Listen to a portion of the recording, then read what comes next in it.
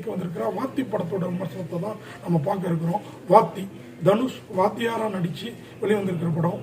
நம்ம வாழ்க்கையில் நம்ம சந்தித்த நல் ஆசிரியர்களை நமக்கு ஞாபகப்படுத்துகிற வகையில் ஒரு சிறப்பாக வெளிவந்திருக்கிற படம் தான் வாத்தி. படத்தில் கொஞ்சம் தெலுங்கு வாடை அடித்தாலும் ஒரு நல்ல திரைக்கதை அமைப்போட சிறப்பாக வெளிவந்திருக்கிற படம் தான் வாத்தி. தனுஷ் வாத்தியாராக வேற லெவலில் நடிச்சிருக்கிறாரு. அதுவும் தனுஷுக்கு நிறைய மாணவிகள் தான் இன்னைக்கு ரசிகைகளாக இருக்காங்க.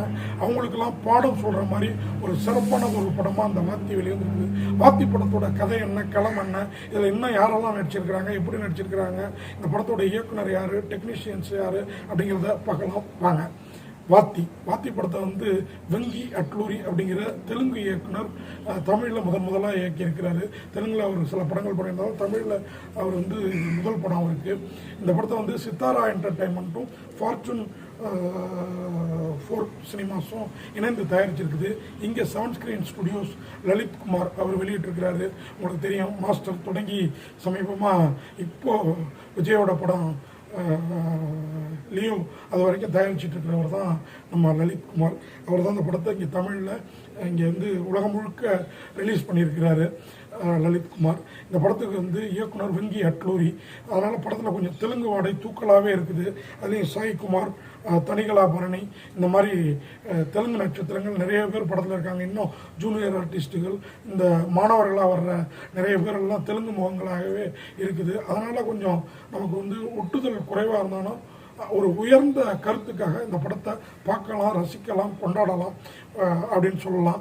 ஏன் சொல்கிறேன் அப்படின்னா, தனுஷ் இதில் வாத்தியார். தனுஷ் மாணவராக இருந்தப்போ எப்படி படித்தாரோ என்ன பண்ணாரோ தெரியாது, ஆனால் சிறந்த வாத்தியாராக சிறப்பாக திகழ்ந்திருக்கிறார் இந்த படத்தில். இந்த படத்தோட கதை என்னன்னு முதல்ல பார்த்தோம்னா, சந்திரகனி பிரைவேட், அதாவது தனியார் பள்ளிகளுக்கெல்லாம் ஒரு லீடர், ஒரு தலைவர், தனியார் பள்ளி சங்கங்களுக்கெல்லாம் 90களில் நடக்கிற கதை களம் தான் இந்த படத்தோட கதைக்களம். 90களில் அரசு பள்ளிகள்லாம் மூட வேண்டிய ஒரு சூழல். ஒரு பள்ளியாக மூடிட்டு வராங்க.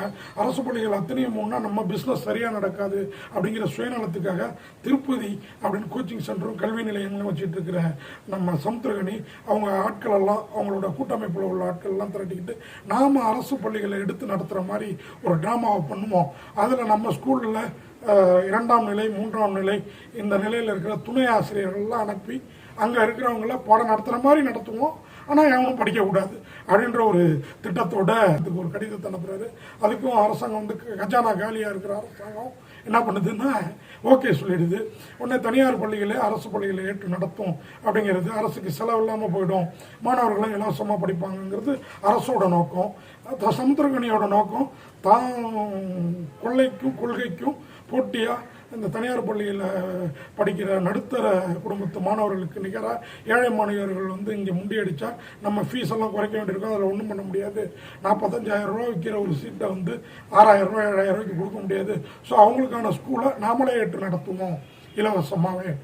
நம்ம ஸ்கூலுங்களை நம்ம எப்போதும் போல் மிடில் கிளாஸை டார்கெட் வச்சு அடித்து தூக்குவோம் அப்படிங்கிற முறையில் தான் பள்ளியில் தன் மாதிரியானவர்களின் பள்ளியில் துணை இணை ஆசிரியர்களாக இருக்கிறவங்களெல்லாம் அதாவது இந்த லெஷர் பீரியடும்பாங்க, என்ன சொல்ல போனால் நீதி போதனை வகுப்பும்பாங்க, இந்த மாதிரி கிளாஸுங்களை எடுக்கிறதுக்கு கம்மி சம்பளத்தில் இருக்கிற ஆசிரியர்கள்லாம் இந்த மாதிரி கவர்மெண்ட் ஸ்கூலுக்கு அனுப்பி கிளாஸ் எடுக்க விடுறாங்க. அதனால் மொத்த தனியார் பள்ளி சங்கங்களும் இணைந்து அரசு பள்ளிகள், தமிழகம் முழுக்க இருக்கிற அரசு பள்ளிகளுக்கு அனுப்புகிறாங்க ஆட்களை, ஆசிரியர்களை. அங்கே போகிறவங்க உன்ட்டு அப்படி இருக்கிறாங்க, யாரும் பாடம் நடத்துறதில்ல. ஆனால் தனுஷும் அவர் கூட போன டீம் கூட கிடையாது, தனுஷ் மட்டும்தான் இறங்கி களமிறங்கி கலக்கிறாரு. என்ன மாதிரி அப்படின்னு பார்த்தீங்கன்னா, அவர் ஸ்கூலுக்கு போனோன்னா அந்த ஊர் பிரசிடென்ட் சாய்குமார் மூலயமா அன்னைக்கு மிக்சர் கொடுப்பாங்க, ஸ்வீட் கூட கிடையாது, மிக்சர் கொடுப்பாங்கங்கிறதுக்காக ஸ்கூலுக்கு வர்றாங்க மாணவிகள் 11, 12ஆம் வகுப்பு சேர்ந்தவங்க. அன்னைக்கு வந்தவங்க மறுநாள்லாம் காணும். இதை மீனாட்சி டீச்சர் சம்யுக்தா மேனன், சம்யுக்தா, இன்னொரு விஷயத்த சொல்லி ஆகணும் இந்த இடத்துல. சம்யுக்தா மேனன் தன்னுடைய ஜாதி பெயரோட மேனனை தூக்கிட்டு இந்த படத்துலேருந்து சம்யுக்தாவாக ஆகிட்டாங்க. மலையாளத்துலேருந்து தமிழுக்கு வந்திருக்கிறாங்க, சிறப்பாக நடிச்சிருக்கிறாங்க. அவங்க மீனாட்சிங்கிற கேரக்டரில் தனுஷோட இணையாக சும்மா பிரமாதமாக இணைஞ்சு நடிச்சிருக்கிறாங்க. அந்த சம்யுக்தாவோட சேர்ந்து அந்த பள்ளியை எப்படி தூக்கி நிறுத்துறாரு, அங்கே படிக்கிற 45-46 மாணவர்களையும் எப்படி முதல் நிலைக்கு கொண்டு வராரு, எல்லாரும் 90% மார்க் எடுத்து எல்லாரும் டாக்டராகவும் இன்ஜினியராகவும் கலெக்டராகவும் எப்படி ஆகிறாங்க. இதுக்கு தனுஷுக்கு என்ன மாதிரி தடையெல்லாம் வந்தது, அவங்களெல்லாம் அவர் ஆக்கிறதுக்குள்ளார அவர் இது மாதிரி தடைகளை சந்தித்தார். இந்த தடைகளை தாண்டி அவர்களெல்லாம் அந்த கலெக்டர் டாக்டர் என்ஜினியர்னு ஆக்குனாரா இல்லையா அப்படிங்கிறதுக்கு ரொம்ப அழகாக அப்படியே சொல்லியிருக்குதுங்க இந்த படம். என்ன ஒன்று, படம் முழுக்க தெலுங்கு வாடை ஜாஸ்தியாகவே அடிச்சிருக்குது. ஆனாலும் ஃபர்ஸ்ட் ஆஃப் 1 மணி நேரம் 10 நிமிஷம் கிட்டத்தட்ட போனதே தெரியல. செகண்ட் ஹாஃப் கொஞ்சம் வழக்கம் போலவே அவருக்கு அடித்து சொல்ல வேண்டியிருக்கும் இல்லையா, அந்த மாதிரி சில விஷயங்கள். மற்றபடி தனுஷ் சிறப்பாக நடிச்சிருக்கிறாரு. நான் ஏற்கனவே சொன்ன மாதிரி தனுஷ் மாணவராக இருந்தப்போ எப்படி படித்தாரோ என்ன பண்ணாரோ தெரியாது, நான் ஆசிரியராக வாழ்ந்திருக்கிறாரு அப்படின்னு தான் சொல்லணும். நிச்சயமாக சினிமாவில் நடித்ததுக்கும் நல்ல ஆசிரியர் விருது உண்டுன்னா நிச்சயமாக தனுஷுக்கு கொடுக்கலாம் அப்படின்னு சொல்லலாம். தனுஷ் கூட வந்து ஆடுகளம் நரேன் அவரது அப்பாவாக நடிச்சிருக்கிறாரு. சம்யுக்தா மேனன் ஜோடி, சமுத்திரகனி தான் திருப்பதி அப்படிங்கிற தனுஷே அந்த அரசு பள்ளிக்கு அனுப்புறவர். அப்புறம் தனுஷை எதிர்க்கிறவர் சமுத்திரகனி வந்து என்னென்ன கல்வியை வச்சு அவர் வியாபாரம் பண்ணிகிட்டு இருக்கிறாரு, கல்வி தாளாளராக. எனக்கு வந்து அரசியலில் நான் ஒருபோதும் இறங்க மாட்டேன், ஏன்னா கல்வியில் கிடைக்கிற வருமானம், கல்வித்துறையில் கிடைக்கிற வருமானம் அரசியலில் கிடைக்காது அப்படின்னு அவர் முழக்கமிடுற இடங்களாகட்டும், அவர் கூட சேர்ந்து கூத்தடிச்சுட்டு கிளைமாக்ஸில் இருக்கிற அநியாயம் அக்கிரமத்துக்கும் ஒரு அளவு இருக்குது அப்படின்னு ஊர் பிரசிடண்ட் விலகிறதாகட்டும், சோழாவரங்கிற ஆந்திரா தமிழ்நாடு பார்டரில் அந்த கதை எடுக்கப்பட்டிருக்கிறதுனால நமக்கு தெலுங்கு வாடை தூக்கலாக தெரிஞ்சாலும் அந்த ஊரில் இப்படி தான் தெலுங்கு மக்களும் தமிழ் மக்களும் இணைந்திருப்பாங்கங்கிறனால அதுவும் பெரிய குறையாக தெரியாததில் வெங்கி அட்லூரி உண்மையாக ஜெயிச்சிருக்கிறாரு. அவர் கூட சேர்ந்து தனுஷ் மிரட்டி இருக்கிறாருங்க.